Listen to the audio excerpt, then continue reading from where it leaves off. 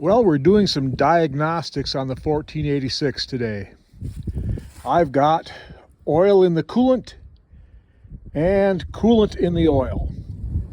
So I'm draining all the misplaced fluids out of it right now. I think the problem is the engine oil cooler has gone bad, which is this thing right here. So I'm going to take that off and check it out, see if it's leaking. Hopefully it's leaking. If it's not leaking, then that means there will be no joy in Mudville tonight. I've got the engine oil cooler off the 1486, and I've poured water into it where the coolant goes in and out, and I've got water coming out of it here where the oil goes in. So we can conclusively say that the engine oil cooler has failed, which is the least bad thing I could have found. So I'll get one ordered. I'm not sure when I'll get the 1486 going again. I don't need it until April, and I have a feeling it's going to take a lot of flushing to get that cooling system cleaned up. And I want a good warm day for that. And there's no guarantee when we get a good warm day around here now. So whenever I do, I'll probably shoot some video. The temperature's in the 40s today, so I decided to work on the 1486. I got my new engine oil cooler on. It's a pretty straightforward operation. They're just 4 bolts right there. The bottom ones are a pain in the butt. Definitely require a little bit of patience and potentially more dexterity than I have, but I managed to get them on. I've got the oil changed, new oil filters, new coolant filter. I have not done anything with the cooling system yet. The cooling system is still empty.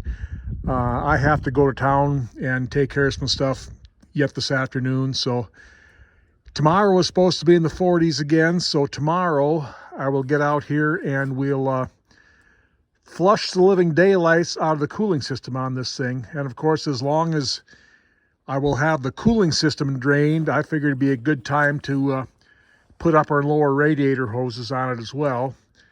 There's also a heater hose here that I think I need to replace. Also this little hose there on the oil return for the turbo looks like it's been leaking. I should probably replace that too. Anyway, that's what I've got done today. So we'll call it a wrap here for today, and tomorrow we'll get back after it again. Okay, let the flushing begin. I was going to mount a camera back there on the cab, but then you'd be looking directly into the sun, so that didn't work out. Anyway, the plan is I'm going to fill this completely with water and then let it drain out a couple of times. Then fill it up again, start the tractor, and when the thermostat opens up and the water starts circulating, I will put in some Cascade dishwasher detergent. I decided to go with that because I wanted something that would cut the oil and not make any suds. So we'll get started on this and we'll see how it goes. Okay, I filled it up once with water and drained it out, and it didn't seem to bring much crud out with it. So I'm going to go ahead, start the tractor, warm it up, and put it in my soap mixture.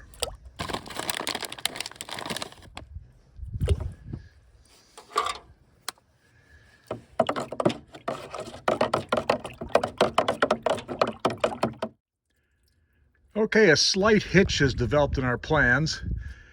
I started the tractor up and got a massive oil leak out the front end there.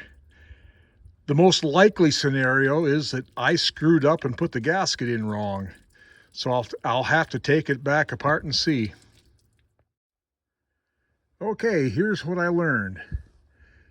This is upside down. This is right side up.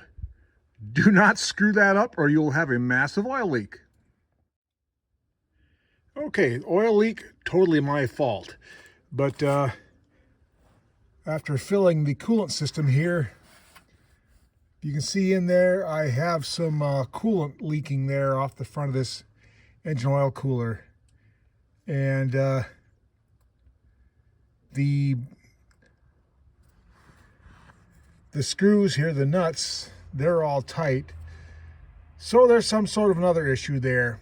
I suppose, being as how this is a cheap eBay engine oil cooler, I probably should have taken this apart rather than just check to see if it was tight. But I guess I'm not used to having to disassemble new parts to make sure everything's correct, but I guess that is necessary these days. So I'm going to take the oil cooler back off and see what we got here. Okay, I've got the engine oil cooler back off the tractor. All three of these bolts were tight. I've got them loose now. I haven't had it off yet, so we'll find out together if we can see why we had coolant leaking.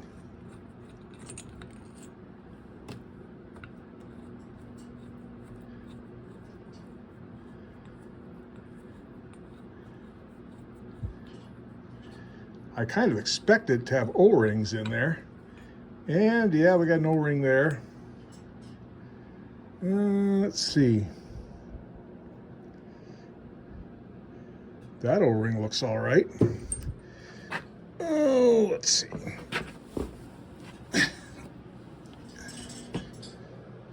I don't think that's it. There it is. It's a long ways down there.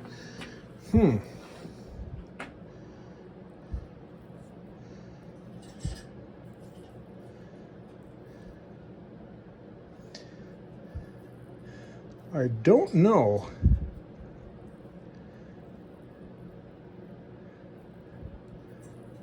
It doesn't look bad. Seems to fit in there okay.